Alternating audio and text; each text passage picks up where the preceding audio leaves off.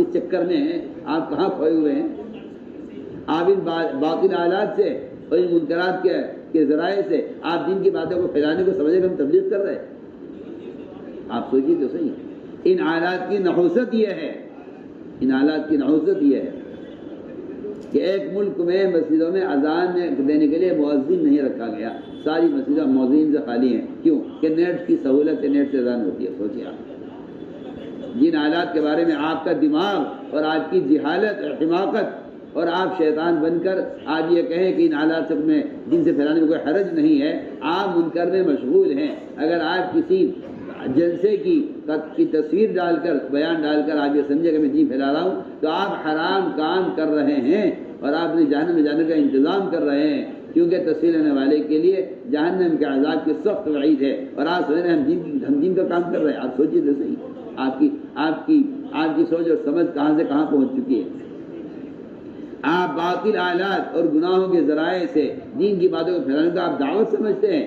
آپ نبی کی دعوت کا مذاق اڑا رہے ہیں، اور آپ نبی کے طریقے سنت کو بدلنے کی کوشش کر رہے ہیں، اور آپ منکر کے راستے سے ہدایت پھیلانا چاہتے ہیں. منکر کے راستے سے تو آدمی کو گمراہی ملے گی، ہدایت کبھی نہ ملے گی. میں بہت ضروری بات عرض کر رہا ہوں، اس لیے خود عرض کر رہا ہوں کہ خود جا کر خود دعوت دیے بغیر دعوت کا فریضہ ادا نہیں ہوگا.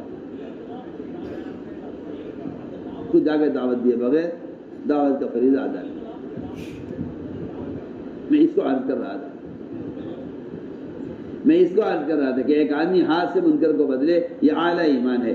خود جا کر اپنی زبان سے لوگوں کو نیکی پر آمادہ کرے. حدیث میں فرمایا یہ درمیانہ ایمان ہے اس کا، یہ بھی اعلیٰ ایمان نہیں، درمیانہ ایمان. اگر میں گشت کے ذریعے ملاقاتیں کر کے لوگوں سے نیکی پر آمادہ کر رہا ہوں اور انہیں شراب کے ماحول سے نکال کر ہم کے ماحول میں لا رہا ہوں، تو یہ میرا درمیانہ ایمان ہے. اور اگر میں منکر کو دیکھ کر زبان تو نہیں کھول رہا ہوں، کسی کو دعوت تو نہیں دے رہا ہوں، لیکن میں دل سے اس منکر کو دیکھ کر دل سے اس کو برا سمجھ رہا ہوں، تو یہ میرا کمزور ترین ایمان ہے. آپ ان باطل آلات سے دین کی باتوں کے پھیلانے کو تبلیغ سمجھتے ہیں. اور میں نے عرض کیا کہ یہ نحوست ان آلات کی کہ اب اذان جیسا اسلام کا شعار، مؤذنین کے فضائل اور مؤذنین کا قیام میں کیا درجہ ہوگا، سب ختم. جا کے دیکھیے آپ یہ جو جائز کی جو اندھی پٹی بندی ہے نا لوگوں کی آنکھوں پر کہ یہ جائز ہے، یہ بھی جائز ہے، یہ بھی جائز ہے، اس جائز کے فتووں نے سنتوں کو مٹایا ہوا ہے. اس جائز کے فتووں نے دین کو نقصان پہنچایا ہوا ہے. جسے آپ سمجھتے ہیں جائز ہے، ہم فتویٰ دے رہے ہیں جائز ہے، یا آپ کے فتووں سے صحابہ کے طریقے ملیا میٹ ہو رہے ہیں، اور آپ کے جائز کے چکر سے یہ ساری سنتیں ختم ہو رہی ہیں. آپ کہتے ہیں جائز ہے، یہ بھی جائز ہے، یہ بھی جائز ہے. آپ جتنے جواز کو چھوڑے بغیر، جائز چیز کو چھوڑے بغیر آدمی حرام سے بچ نہیں سکتا. یہ اصول آپ کو معلوم ہونا چاہیے.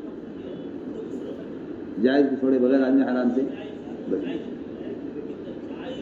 اللہ جزائے خیر دے. ہماری ایک جماعت سال لگا کر آئی ہے بعد کے ملک میں، دوسرا سال باہر ملک لگا کر آئی. روس بھی گئے، کویت بھی گئے، امارات بھی گئے. ایک سال بعد کے ملک میں پورے ایک سال تک جماعت کے کسی ساتھی کے پاس موبائل نہیں تھا. وہاں کے لوگ متاثر ہوئے کہ اللہ اکبر، ایسی جماعت ہوتی. آپ کے تو چلے میں بھی آپ شیطان کو ساتھ لے کے جائیں گے، جو نہ فرشتوں کو پٹکنے دے گا آپ کے قریب، نہ کسی عمل میں دل لگے گا آپ کا. آپ اس شیطان کو، یہ شیطان آپ کے ساتھ جا ہی اس لیے رہا ہے تاکہ آپ جیسے گئے تھے ویسے واپس آ جائیں. شیطانی آپ اپنے ساتھ لے کے اس لیے جا رہے ہیں. یہ تصویروں کا پلندہ آپ کے ساتھ ہے، کوئی فرشتہ آپ کی صحبت میں نہیں رہے گا. آپ نے یہ بات یاد رکھیے. آپ اس چکر میں مت رہیے کہ جائز ہے. وہ تو شیطان نے جواز کی پٹی باندھی ہے اس زمانے کے لوگوں کی آنکھوں پر، جی ہاں، تاکہ یہ حرام کام کرتے رہیں. اور شیطان یہ کہ ہاں یہ بھی جائز ہے، یہ بھی جائز ہے، یہ بھی جائز ہے، یہ بھی جائز ہے، یہ بھی جائز ہے. مجھے تو حیرت ہے ایسے لوگوں پر جو حرام کاموں کو جائز کہہ کر کہیں سے دلیل تلاش کر لیتے ہیں. کیونکہ شیطان کا کام یہ ہے کہ وہ گمراہ کرنے کے لیے بھی آپ کو دلیل دے گا. ایسے تھوڑی گمراہ ہو جائیں گے آپ. شیطان کہے گا یہ جائز ہے، آپ کہیں گے ہاں مجھے میرے پاس دلیل ہے. حدیث میں آتا ہے، ایک صحیح روایت ہے، آپ نے فرمایا ایک زمانہ آئے گا کہ لوگ کہیں گے وہ حرام تھا یہ حلال ہے، حالانکہ وہ بھی حرام ہوگا یہ بھی حرام ہوگا، لیکن لوگ کہیں گے نہیں وہ تو حرام ہے یہ حلال ہے، وہ ناجائز یہ جائز ہے۔ ایک ہی گناہ ہوگا، اس کی شکل بدل جائے گی، لوگ کہیں گے وہ حرام ہے یہ حلال ہے، شکل بدل کے شیطان کہے گا کہ وہ جائز وہ ناجائز ہے یہ جائز۔ آج کل مسلمان اسی فتنے میں اندر مبتلا ہے۔ اس لیے میں تاکید سے کہہ رہا ہوں کہ اپنے آپ کو سنت کا پابند بناؤ۔ تو سنت دعوت کی سنت یہ ہے کہ خود جا کر دعوت ہو، اس کے بغیر یہ فریضہ ادا نہیں کرے۔ دوستو عزیزو، پورا مجمع اس کا عزم کر لے کہ انشاءاللہ ہمیں اس کام کو کام بنا کر کرنا ہے۔ مسجدوں کو اعمال سے آباد رکھو، اس لیے کہ تربیت و تعلیم اور اللہ کے تعلق کے پیدا ہونے کے لیے اصل بنیادی جگہ مسجد۔ آپ صلی اللہ علیہ وسلم تو نئے آنے والوں کو مسجد میں رکھا کرتے تھے۔ اگر چور سے چوری ہو گئی اور وہ چور بھاگنا چاہتا ہے تو آپ نے اس کو تربیت کے لیے مسجد میں باندھ کر رکھا ہے، تاکہ یہاں فرشتوں کے پروں میں رہنے سے اس کے دل میں چوری کی نفرت پیدا ہو۔ ایک آدمی نے آ کر پوچھا آپ سے کہ یا رسول اللہ مجھے زنا کی اجازت دیجیے، میں زنا کرنا چاہتا ہوں۔ آپ نے اس کو مسجد میں بٹھا کر سمجھایا تاکہ دل میں زنا کی نفرت، مسجد میں بیٹھنے سے زنا کی نفرت پیدا ہو۔ میں آج بھی آپ سے کہتا ہوں، قسم کھا کر کہہ سکتا ہوں، مسجد کے ماحول میں رہے بغیر نہ ہدایت ملے گی، نہ عمل کی استعداد پیدا ہوگی، نہ گناہوں کی نفرت پیدا ہوگی۔ آپ غور تو کیجئے میں کیا کہہ رہا ہوں۔ آپ کو تو شیطان نے پٹی پڑھائی ہے کہ نہیں یہ کوئی ضروری نہیں ہے کہ آدمی مسجد میں رہے گا تو ہدایت ملے گی۔ آپ قرآن کے انکار کر رہے ہیں اگر آپ یہ کہتے ہیں۔ اگر آپ کا خیال یہ ہے کہ ہدایت صرف ہمارے مسجد سے نہیں ملتی تو آپ قرآن کا انکار کر رہے ہیں۔ قرآن تو کہہ رہا ہے فَعَسَىٰ أُولَٰئِكَ أَن يَكُونُوا مِنَ الْمُهْتَدِينَ کہ ہدایت یافتہ یہ لوگ ہو سکتے ہیں جو مسجد کو وقت دیں۔ تو ہدایت کے خالق بنے مسجد کو آباد کرنے سے، بازاروں کے آباد کرنے، فیکٹری بنانے سے ہدایت نہ ملے گی۔ ہدایت جو وعدہ ہے قرآن میں حدیث میں وہ صرف اور صرف اعمال مسجد پر ہے۔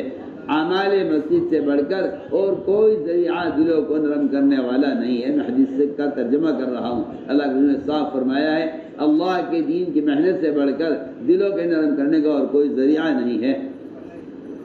وفد ثقیف نے فرائض سے انکار کیا، اسلام کو قبول کر لیں گے۔ اس زمانے کے مسلمانوں کی طرح قومیت کا اسلام چاہتے تھے وہ بھی کہ ہم مسلمان بن کر رہیں گے، کلمہ پڑھ لیں گے، نماز نہیں پڑھیں گے، زکوٰۃ نہیں دیں گے، جہاد نہیں کریں گے، روزہ نہیں رکھیں گے۔ فرمایا انہیں مسجد میں رکھو، یہ عنقریب سارے اعمال کریں گے۔